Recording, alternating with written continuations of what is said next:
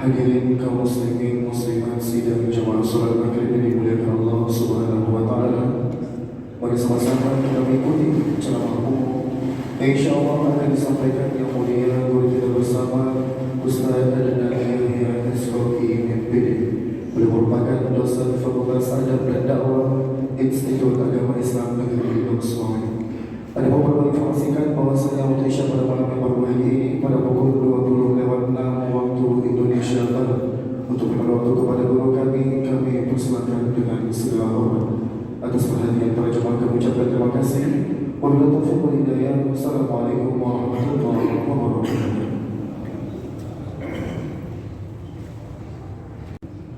Assalamualaikum warahmatullahi wabarakatuh. Alhamdulillah, wassalatu wassalamu ala rasulillah wa ala alihi wa sahbihi wa man wala.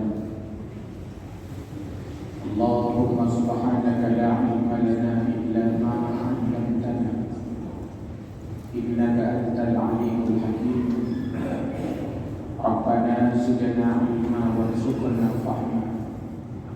Rabbi shrah li sadri wa yassir li amri wahlul 'uqdatam min lisani yafqahu qawli bi rahmatika ya arhamar rahimin.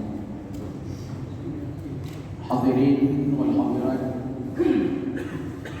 jamaah salat maghrib yang dimuliakan Allah Subhanahu wa taala, untuk mengisi pengajian kita malam ini sambil berniat kita menunggu salat Isya.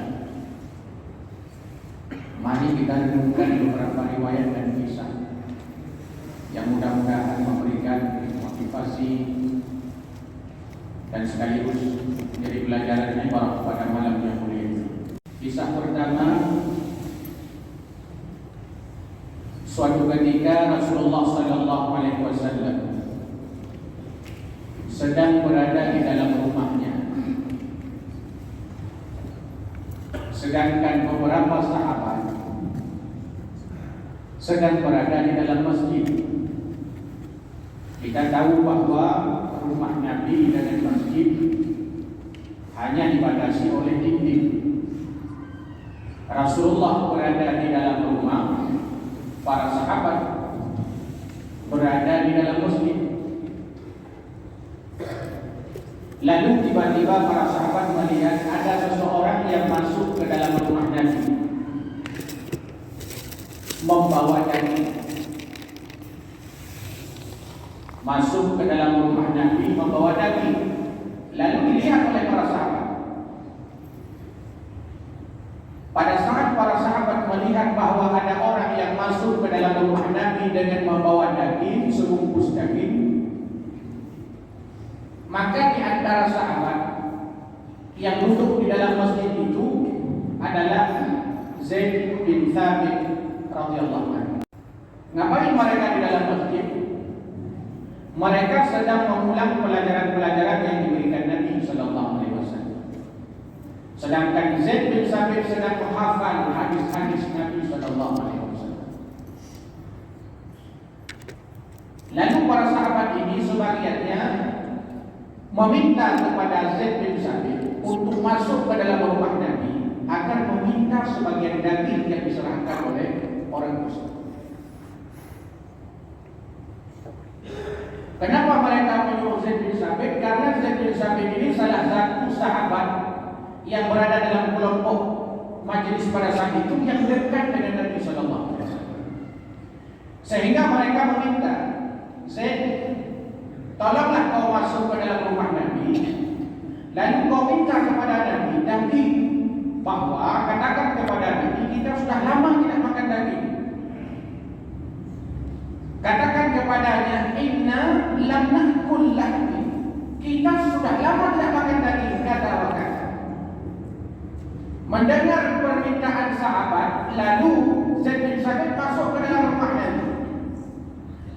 Ketika Zaid bin Thabit masuk ke dalam rumah Nabi, sebagian sahabat yang berada di dalam masjid itu mulai membicarakan dalam tanda kutip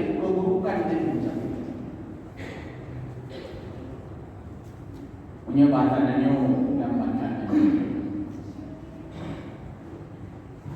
anak pahala, puluh pahala. Sebenarnya oleh Zaid.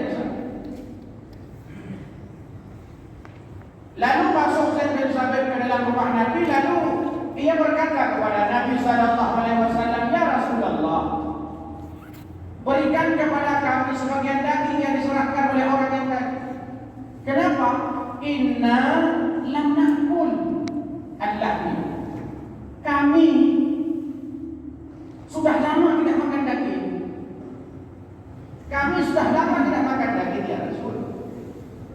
Lalu Nabi sallallahu alaihi wasallam bersabda kepada Zaid bin Sabit, "Wahai Zaid, qad akaltum al-lahmi." Keluar kamu dari rumah, sampaikan kepada para sahabat di luar, katakan kepada mereka, kalian sudah makan daging. Keluar Zaid bin Sabit, dikatakan kepada sahabat, wahai sahabat, kata Nabi, kalian sudah makan daging. Ngapain tadi kamu belum pernah makan daging, sudah lama makan daging. Sahabat mengatakan kepada Zaid, Zaid, katakan kepada Rasul, memang kami belum pernah makan daging. Masuk lagi Zaid bin Sabit, dikatakan kepada Nabi, ya Rasul, mereka belum pernah makan daging, sudah lama enggak makan daging. Enggak, barusan dia makan daging. Barusan dia makan daging. Keluar lagi Zaid bin Sabit mengatakan tidak, sampai mereka semua datang masuk ke rumah Nabi. Ya Rasul, kami belum sudah lama enggak makan daging. Apa? Qad akaltum al-lahmi akhikum. Barusan tadi kau sudah memakan daging, yakni daging saudara. Kau tak percaya? Kalau seandainya kalian tidak percaya, coba ludah, maka sungguh akan keluar daging. Dan diludah oleh sahabat. Ketika diludah, rupanya benar keluar daging yang berdarah. Kisah pertama. Sebuah perjalanan pulang daripada peperangan. Di antara sahabat yang berada di dalam rombongan itu Umar bin Khattab radhiyallahu anhu dan Salman Al-Farisi radhiyallahu anhu dan para sahabat yang lain sebagian. Di tengah malam, karena tidak mungkin lagi mencapai tempat tinggal mereka, lalu mereka membuat kemah di dalam perjalanan. Dibuat beberapa kemah. Salman Al-Farisi dalam perjalanan tersebut termasuk yang agak terlambat sampai ke kemah, sehingga pada saat Salman Al-Farisi sudah sampai di kemah, kemah sudah dibuat didirikan oleh sahabat yang lain, sehingga sahabat yang lain pun sudah membagi aktivitasnya, pekerjaannya. Kalau bahasa kita, ada yang memasak nasi, ada yang menyiapkan makanan, ada yang menyiapkan lauk. Sedangkan Salman Al-Farisi agak terlambat karena kelelahan, sehingga pada saat sampai ke kemah, lelahnya luar biasa Salman Al-Farisi ini.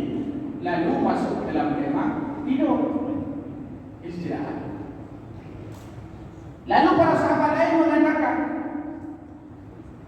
ini kita sudah mendirikan kemah, kita sudah masak, kita sudah menyiapkan lauk pauk. Sedangkan Salman enak-enak saja dia tidur sendiri.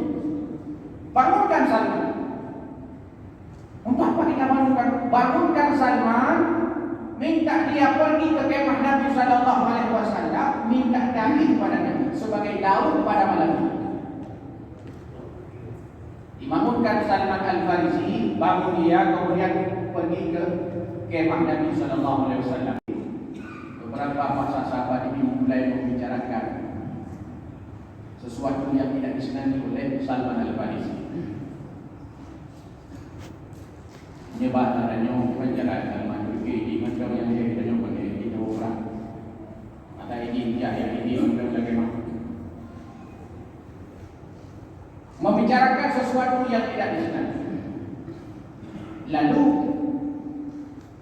Salman meminta kepada Nabi, ya Rasul, para sahabat ini meminta daging sebagai lauk pada malam ini. Nabi mengatakan, tidak perlu banyak makan daging, mereka baru saja makan daging. Pergi Salman Al-Farisi, katanya sudah diberikan daging, sudah ada daging, belum. Lapor lagi Salman sampai bolak-balik 3 kali. Lalu Nabi mengatakan kepada mereka bahawa pada saat kalian membicarakan Salman Al-Farisi, pada saat itulah kalian sedang makan daging. Kisah yang ketiga. Ketika Rasulullah SAW sedang bermajlis dengan para sahabat. Ini hadis dari Jabir bin Abdullah. Sedang-sedang mereka duduk bermajlis mendengar pengajian kalau bahasa kita ilmu dari Nabi SAW. Tiba-tiba muncul bau yang tidak sedap. Muncul bau busuk. Pada saat muncul bau busuk tidak sedap, lalu Jabir bin Abdullah mengatakan, ya Rasul, kenapa di daerah majlis kita ini kok bau busuk sekali, luar biasa? Lalu Nabi mengatakan, wahai Jabir bin Abdullah, bau busuk yang sedang kita cium ini, aroma busuk yang sedang kita cium ini adalah, itu pasti ada orang munafik di sekitar kita ini. Mereka sedang membicarakan orang Islam, mereka sedang menjelekkan orang Islam, sehingga bau busuk sampai ke dalam majlis kita. Jamaah maghrib yang dimuliakan Allah Subhanahu wa Ta'ala, 3 kisah ini ingin menegaskan kepada kita, begitulah salah satu dosa yang menurut kita biasa saja, tapi sebenarnya dosa itu luar biasa. Nama dosa itu riba. Riba itu menjelekkan orang lain di belakangnya. Riba itu menyebut sesuatu yang ada pada orang lain yang tidak disukai. Orang yang meriba sama dengan kata Nabi sallallahu alaihi wasallam, dia sedang makan daging. Imam Hasan Al-Basri pernah mengundang orang-orang untuk makan di rumahnya.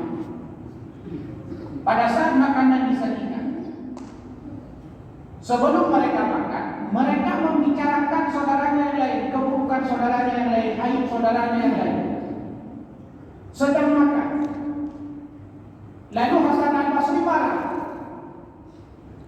Kalian ke sini kusuruh makan kenduri, malah kalian makan daging busuk.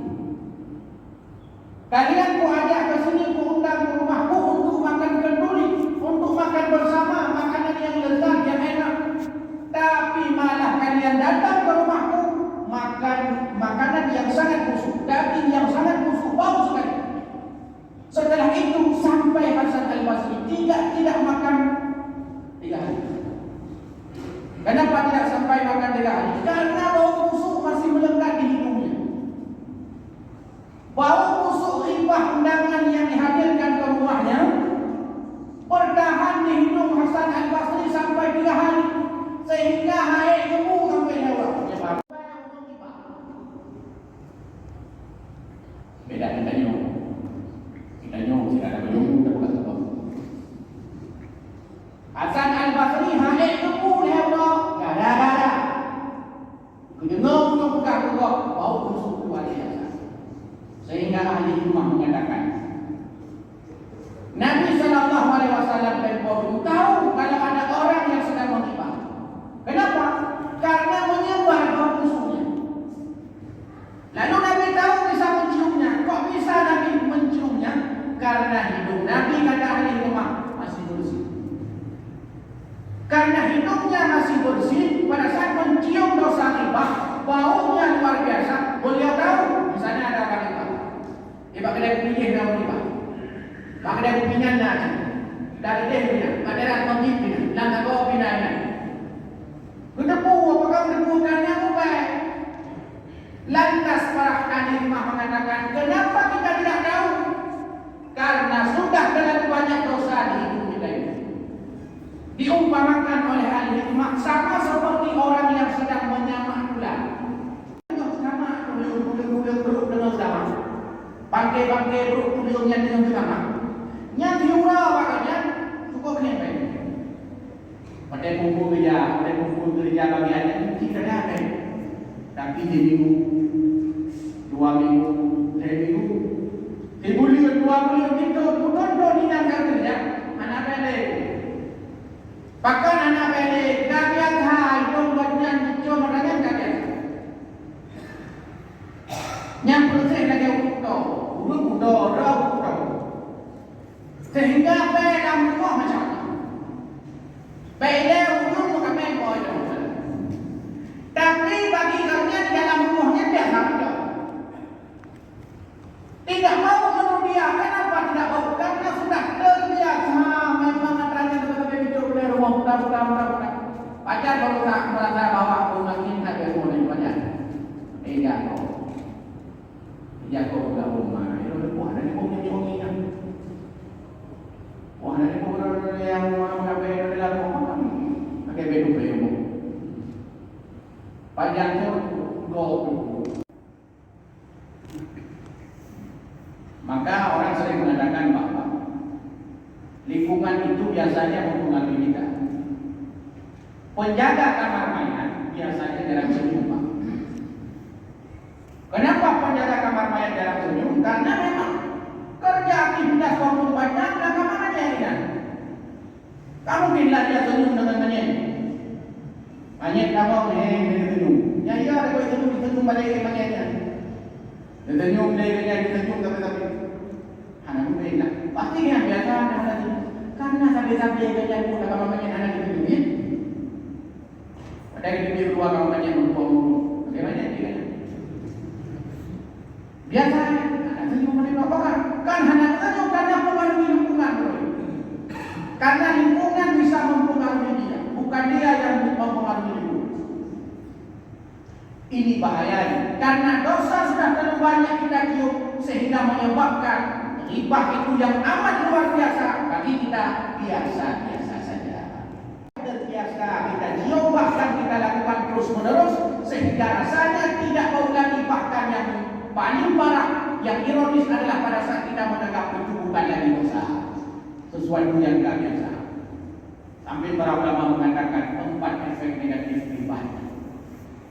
Efek pertama gara-gara ribah kata para ulama bisa membuat orang kafir, bisa membuat orang menjadi kafir gara-gara ribah. Itu efek pertama. Bagaimana orang bisa membuat kafir gara-gara ribah? Karena pada saat dia berribah mengakui itu bukan ribah. Ia mengatakan, "Laisa hadzal ribah." Apa ribah? Ribah itu sesuatu yang diharamkan Allah Subhanahu wa taala. Lalu dia mengatakan, "Laisa hadzal ribah." Ini bukan ribah. Artinya dia sudah membolak-balikkan hukum Allah Subhanahu wa taala. Hukum yang haram dihalalkan, yang halal diharamkan. Saudara ini kaitannya dengan ribah, ribah dulu. Tidak akan ke ribah. Paling tidak dosa itu sini. Tapi kalau seandainya dia pegang tapi riba yang dinaiku menjadi kadang-kadang dosa berdamah-damah menjadi kufur di hadapan Allah Subhanahu wa taala. Dan di antara aktivitas Bani Israel, kenapa Bani Israel itu pada awalnya mereka umat terbaik dan dihina di hadapan Allah Subhanahu wa taala. Wa anni faddaltukum 'alal 'alamin, dulu dia menjadi umat terbaik. Tapi menjadi umat yang hina. Apa sebabnya? Salah satu perilaku Bani Israel itu adalah mereka membolak-balikkan hukum Allah Subhanahu wa taala. Yang halal diharamkan, yang haram dihalalkan. Kita tahu bahawa Bani Israel itu dilarang oleh Allah Subhanahu wa taala untuk mencari ikan pada hari Sabtu. Karena bagi mereka Bani Israel, hari Sabtu itu adalah hari terbaik, hari mulia. Maka hari mulia diisi dengan kebaikan-kebaikan, diisi dengan ibadah kepada Allah Subhanahu wa taala. Dilarang Bani Israel hari Sabtu pergi ke laut mencari ikan. Tapi Bani Israel ini mengangkani aturan Allah Subhanahu wa taala. Dia bahasanya karena Allah Sabtu hampir jauh laut, tempur Jumat dia buat. Pada nikah bukan itu. Tempur Jumat dia bukan di laut. Umah minggu ya cukup dari buatnya. Dan yang dia kau, bukan kerja bukan karena yang dia tahu Sabtu. Kami kan tak jadikan hari Sabtu begitu. Bagi kita umat Islam, hari mulia itu hari Jumaat. Urang Jumaat mulia. Makanya pun di kampung bahkan kita pinjau yang kampung dia. Usul mana tidak ulang Jumaat. Siap-siap untuk ibadah di masjid. Ada mulai itu, dia ulang Jumaat masjid. Ada tidak? Padahal itu bawa-bawa, ada ulang Jumaat, ada ulang Jumaat. Anak buat kawin Jumaat, anak buat acara Jumaat lalu apa? Ulo ibadah, hari ibadah. Dulu mungkin kita mengalaminya libur hari Jumaat. Dan di pesantren-pesantren hari ini masih melakukan tradisi libur hari Jumaat, bukan hari ini. Ini ibadah yang mesti kita kerjakan pada hari-hari dunia. Bani Israel menjadi hina di hadapan Allah Subhanahu wa taala. Yang awalnya Allah muliakan, Allah angkat derajatnya. Salah satu sebabnya karena menghalalkan yang diharamkan Allah dan mengharamkan yang dihalalkan Allah Subhanahu wa taala. Bukan riba, padahal sebenarnya riba sama dengan dia sudah membolak-balikkan hukum Allah. Efeknya besar. Jadi kufur di hadapan Allah Subhanahu wa taala. Sebab yang kedua kata para ulama, efek negatif riba itu bisa menyebabkan orang menjadi nifaq, munafik. Kenapa gara-gara riba seseorang bisa munafik? Karena dia sedang membicarakan seseorang, membicarakan kejelekan seseorang, membicarakan sesuatu yang tidak disenangi oleh seseorang, dan orang tersebut lawan bicaranya sudah tahu siapa orangnya tanpa dia menyebut namanya, membuat dia menjadi munafik. Kenapa menjadi munafik? Gara-gara riba. Ketika seseorang membicarakan kejelekan saudaranya, walaupun tanpa menyebut namanya, tapi orang yang mendengarkannya tahu siapa orang yang dimaksud, dia menjadi munafik. Bubai wajah terkam muka menodong kedihrak bandu apa macam-macam munafik. Ketika dia berada di hadapan kita, oh Masya Allah, luar biasa, tokoh drone. Saya berikut, anak dulu. Pani tokoh berbohong, kaki bohong. Berikut, ketika berhadapan, Masya Allah, luar biasa, indah ucapan. Tapi ketika berada di belakang, malah menjelek-jelekkan. Itulah bukannya orang munafik. Orang munafik ketika berada dalam lingkungan orang Islam, dia mengakui, saya Muslim, saya Islam, saya murni Islam, saya cinta Islam. Kalau mentang adalah nenek, lo itulah, endah tu, lo yang bantu itulah, roba lo itulah mana ni, lo itulah. Ketika berada bersama orang Islam, ketika pergi berada bersama orang kafir, lalu mengatakan kepada mereka, kau bukan itulah, apa dia nak bunuh orang-orang. Hanya mulut saja yang Islam, mulut saja yang Islam, pengakuan Islam hanya di mulut, tapi hatinya tinggal kepada Allah Subhanahu wa taala. Ya jihad dulu namanya Sokobrodi.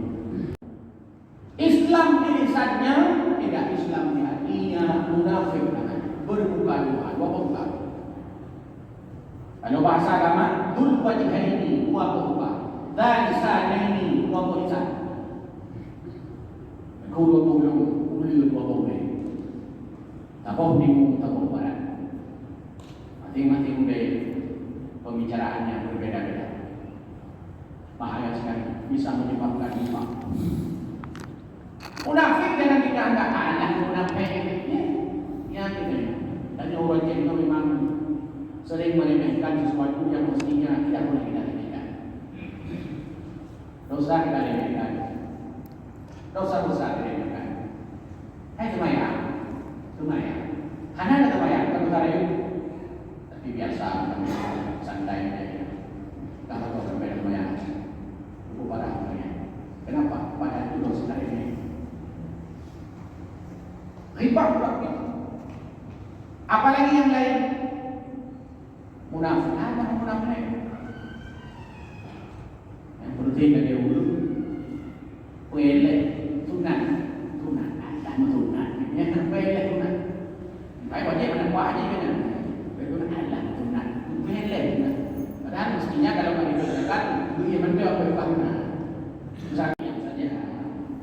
Tidak perlu kita menyepelekan ibadah yang sunnah itu. Orang mencari lebih pada ibadah sunnah. Ini yang penting kita sadari. Begitu juga munafik. Status munafik itu status yang berbahaya. Berapa banyak orang-orang munafik pada masa Nabi Sallallahu Alaihi Wasallam? Di antaranya Musailamah al-Kadzdzab yang pada akhirnya ia mengakui sebagai nabi palsu. Jadi orang-orang yang mengakui dirinya nabi palsu munafik. Mengakui ada Jibril datang kepadanya lalu memberi wahyu munafik. Itu bahaya munafik.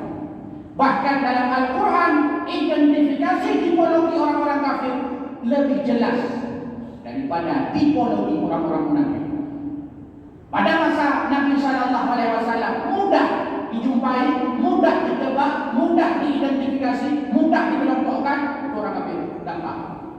Jelas atributnya, jelas barangnya, jelas orangnya, jelas karakternya, jelas KTP-nya, jelas. Dalam bahasa kita. Tapi orang munafik kita tidak ada. Tapi kita berapa kata pun. Kita berapa munafik.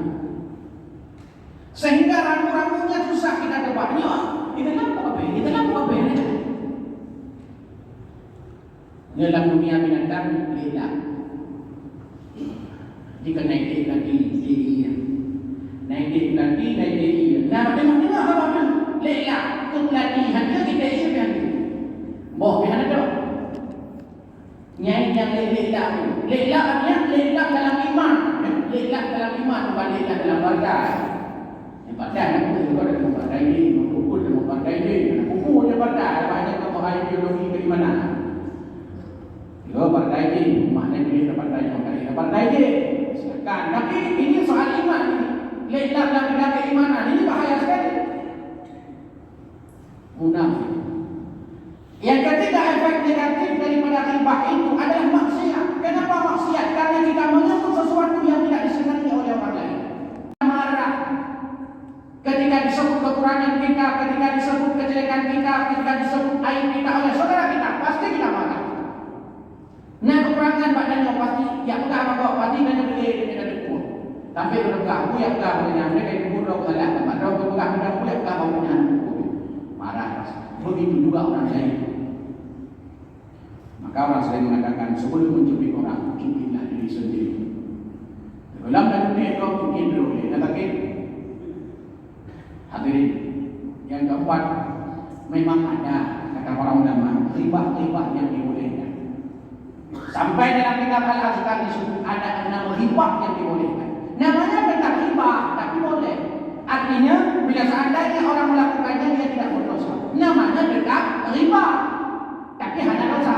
Riba yang mubah yang dibolehkan. Menghibah siapa? Menghibah orang-orang ahli bid'ah, aliran sesat. Dan kehidupan ini bilang itu. Pokok supaya tidak diikuti oleh orang yang berwajib. Membicarakan keburukan-keburukan ahli bid'ah supaya orang tidak terpengaruh dengan perilaku tersebut. Menyebut perilaku-perilaku orang-orang sesat, aliran-aliran sesat kita sebutkan. Mengikuti orang-orang yang tidak tahu. Nyuci terbelah, lalu oleh bilang, oh kagak ya, ada ini boleh, ada yang boleh. Masa ada orang yang nyuci mulai corona tadi. Untuk bagi nanti yang baik-baik, terbelah punya unik ya alirannya. Atau aliran yang apa? Qala Nabi sallallahu alaihi wasallam fil Qur'anil Karim ya apa? Nabi sallallahu alaihi wasallam bersabda dalam Al-Qur'an. Punya kedua. Bukan. Baul. Apa tujuannya? Supaya orang lain tidak terpengaruhnya tujuannya. Membicarakan ahli bidah. Apalagi yang boleh dibicarakan pemimpin zalim atau jalan-jalan pemimpin yang zalim. Tidak bukannya dia pilih. Kalau berpilih bukan kelebihan kan. Dia terbelah, baul terbelah. Mana yang pakai ini? Baul terbelah. Nanti dia burung anak dulu. Dia akan dia buat akan burung mana? Peng terkait ini pun kata saya. Nyampe pilih. Kau yang nanya apa yang sampai? Nyanyi Tujuan supaya tidak jadi pemimpin orang-orang seperti itu. Karena kita boleh tidak memilih pemimpin-pemimpin seperti itu. Dilarang oleh Allah untuk memilih pemimpin-pemimpin yang dapat merusak agama, merusak warga negara, merusak bangsa. Boleh. Bahkan kita dilarang untuk memilih pemimpin-pemimpin seperti itu. Tapi kalau sudah terpilih, terpilihnya cukup kata saya, tapi terpilih. Pada saat itu kita wajib taat kepadanya, kecuali dalam hal-hal yang melanggar perintah Allah dan perintah agama. Ini yang tidak hanya wilayah yang mengalami pada tidak dipakai saya untuk kebijakan benar, keputusan betul harus kita ikuti. Kenapa? Sudah diberi amri, sudah jadi pemimpin kita. Maka dalam dia dan lihat ahli-ahli masjid, orang-orang yang senang ibadah, orang-orang yang senang membantu, orang-orang yang senang dengan syiar agama, orang-orang yang senang dengan pembangunan, orang-orang yang senang dengan kemaslahatan umat, orang-orang yang senang dengan perkembangan ekonomi umat, orang-orang yang senang dengan ekonomi kerakyatan. Kira-kira orang seperti itu, kalau tidak akan berbahaya. Pemimpin balik. Siapa lagi? Seorang istri bila seandainya terjadi pertengkaran dengan suaminya dan sampai pada jalur mediasi pengadilan, melapor kepada hakim, boleh membongkar aib suaminya. Padahal aib suami itu dilarang untuk dibongkar kepada yang lain. Kenapa? Karena sifat suami istri itu kata Quran adalah seperti pakaian. Ulaka murinah suami istri itu digambarkan oleh Allah Subhanahu wa taala dalam Al-Qur'an seperti pakaian. Jadi pak istri kita itu pakaian kita, suami kita pun itu pakaian kita. Fungsi pakaian satu, kebanggaan, bangga. Bapak pakai batik, bangga lah pakai batik. Pakai peci, bangga. Lalu kau ulang minum, nah itu tak ada boleh dong nak rawat yang salamnya. Ya cek kalau apa ini jawab. Bagaimana? Bangga pakaian. Bangga pakai sarung, bangga pakai celana, bangga pakai koko, bangga. Kenapa bangga? Karena pakaian yang kita pakai. Pasangan kita itu kebanggaan kita. Tanya mereka. Bila ditanya kepada kita suami, siapa wanita terjadi di muka bumi ini? Yang dari jauh istriku. Yang dari jauh kan? Itu dari jauh. Boleh dari jauh menang, boleh dari jauh menang, boleh hanya dari jauh menang. Berarti nama telah. Atau itu juga seorang istri. Sebanyak apapun pria tampan di muka bumi ini, yang paling tampan itulah suami saya. Walaupun gigi tidak ada lagi. Tiga orang ini yang paling enak. Itu fungsi pakaian. Yang kedua, fungsi pakaian itu menutup aurat. Karena pertama pakaian yang kita pakai ini fungsi utama untuk menutup aurat, bukan model, bukan trendy, bukan harga, bukan merek, bukan branding. Tapi apakah pakaian yang kita gunakan ini menutup aurat atau tidak? Itu standar pertamanya. Mereknya, harganya, logonya, beli di mana, dibawa pulang dari mana? Bukan hanya itu, apakah pakaiannya itu menutup aurat atau tidak? Baru sudah itu kami keji, punya ini pedul, merek badannya, merek pedul yang ngasih, jadi pakai dah. Itu fungsi. Artinya apa? Suami istri pasangan itu saling menutupi. Kalau pakaian menutup aurat, kalau pasangan suami istri menutup aib, maka jangan sampai di rumah kita ada persoalan, lalu masalah itu muncul kemana-mana, muncul di Facebook, muncul di YouTube, muncul di WA, muncul di Instagram, muncul di media sosial, muncul di masjid-masjid, muncul di warung kopi. Muncul di mana-mana pembicaraannya itu. Kenapa? Karena tidak menutup, tidak menjalankan fungsi pakaian dalam berpasangan. Tapi di saat tertentu, walaupun terlarang kita menyampaikan aib-aib pasangan kita, pada saat berada di pengadilan, seorang perempuan boleh membongkar aib suaminya di depan hakim untuk mendapatkan urusan. Semayangan dong, krim mati, napakah dong yuk, gua jangan dong, yang berumah berboh dong. Oh tahu, masa bukan dia berumah. Boleh tidak? Gua dong betul. Sampai kali gua belum tak ada lek, tak ada tambah dengan cinta yang boleh. Tidak boleh disampaikan. Begitu juga sebaliknya, untuk mendapatkan urusan yang seadil-adilnya. Ini riba, tapi nanti riba haji cuma dibolehkan, mubah kata para ulama, tidak berdosa orang yang melakukannya.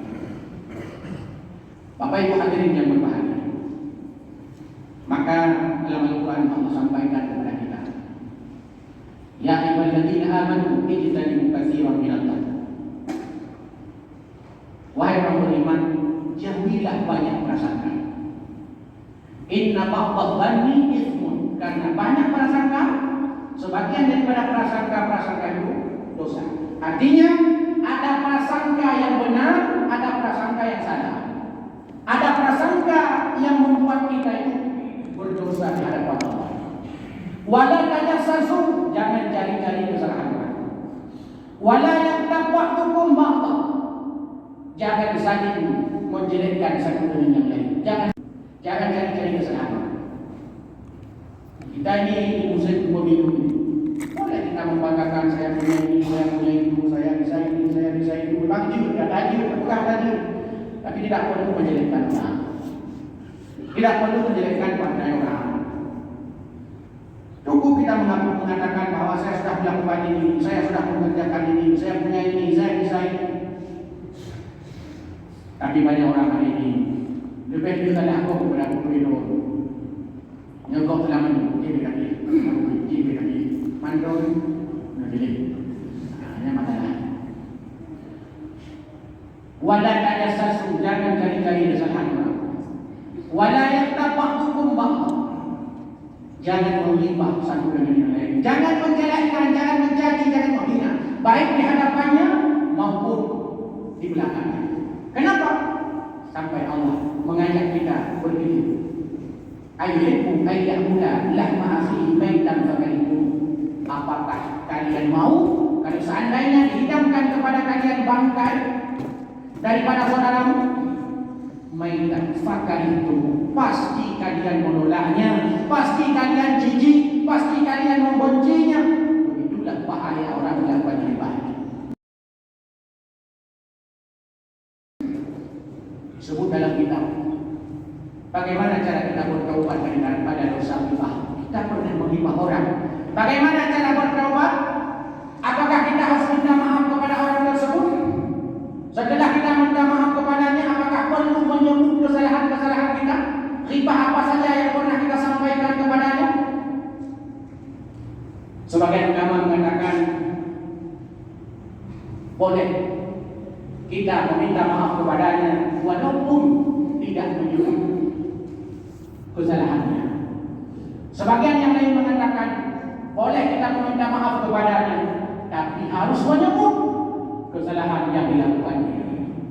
Akan tetapi Abu Laith As-Samarqandi dalam kitab Tadbirul Ghafilin menyebut bahwa bila seandainya dosa itu, riba itu sudah diketahui oleh orang yang kita ribahi, maka kita wajib meminta maaf lalu menyebut kesalahan itu. Pakon karena ribahnya kagak dipulanya, kagak dipuira apa kagak diterima badannya, aku itu kasusnya kagak diterima, kagak dipuiranya. Maka cara meminta maaf kepadanya, datang meminta maaf kepadanya, lalu menyebut kesalahan itu. Emang dulu kalau saya pun drone dia bukan drone, anak drone, menyebut dia punya memang aku punya rumah. Kata Abu Laith As-Samarqandi, bila seandainya riba itu tidak diketahui oleh orang objek yang kita ribahi itu, maka boleh kita hanya sekedar meminta maaf saja tanpa menyebut kesalahannya, karena orang itu belum tahu tentang apa yang kita ribahi. Maka setelah itu bertaubat kepada Allah Subhanahu wa taala. beristighfar kepada Allah Subhanahu wa taala, memohon ampun kepada Allah Subhanahu wa taala. Saya kira pasti semua kita ini punya dosa itu termasuk saya. Pasti walaupun hadap aku tapi merihi wajah. Semua kita pasti punya salah. Maka salah satu kebiasaan yang bagus adalah pada saat kita berjumpa dengan orang sahabat kita, walaupun beliau ada di masjid, kita bersalaman, bermusafah. Kayaknya ayo moy masjid. Wadai moy masjid pahala pertama. Dosa dengan Allah Subhanahu wa taala dihapus, dosa dengan sesama manusia juga dihilangkan. Kenapa? Selesai mereka lebih berkuah di bawah dia mah di syariat. Di mana kan mereka bekerja. Kita mah di Indonesia bermusafah. Bayangkan habis dosa-dosa. Tapi bila seandainya ada orang tak pernah dia datang ke tempat keramaian seperti ini, ke masjid, ke majelis taklim, ke tempat-tempat ibadah, maka dosanya terus bertambah-tambah. Bahkan prasangka semakin banyak, semakin hari semakin pandai. Mana dosa apa mana? Ya Allah, kalau ada baik-baiknya. Kenapa orang itu membuka nampak lututnya, seorang pria nampak lututnya berarti nampak orangnya? Kenapa dia melakukan itu? Artinya mata kita ini masih bersih. Tapi kalau kita hidup di tempat-tempat maksiat, hidup di tempat-tempat yang di dalamnya banyak perbuatan yang melanggar aturan Allah, maka lama-lama jadi biasa. Aneh dulu dia dah rumah ada begitu. Biasa kawan ramai ada begitu bah. Memang ramai yang maksiat daripada apa? Sabanci. Kita ni kita gaduh. Udah ada namanya aneh. Ada namanya biasa. Karena mata kita ini sudah terlalu rusak, sudah terlalu banyak dosa, sudah selalu sering melihat orang-orang yang tidak salah, sehingga apa matanya biasa. Kenapa jadi biasa? Karena sudah sering kita lihat orang-orang tidak salah. Kenapa? Karena lebih banyak ada orang yang tidak salah daripada orang yang salah, sehingga melihat orang yang tidak salah biasa. Tapi ketika pergi pada tempat-tempat yang mayoritas orang ibadah di sana, ketika ada orang tidak salah, jadi asik kita sendiri. Maka yang kita dulu penting bagi kita melihat itu minimal adalah untuk diri kita dan sebab itu. Yang bila dosa yang kita anggap biasa ini, banyak orang diazab Allah Subhanahu wa taala gara-gara dosa yang satu ini namanya riba, menjelekkan orang lain, menyebut keburukan orang lain di belakang. Wallahu a'lam bishawab. Maaf. Assalamualaikum warahmatullahi wabarakatuh.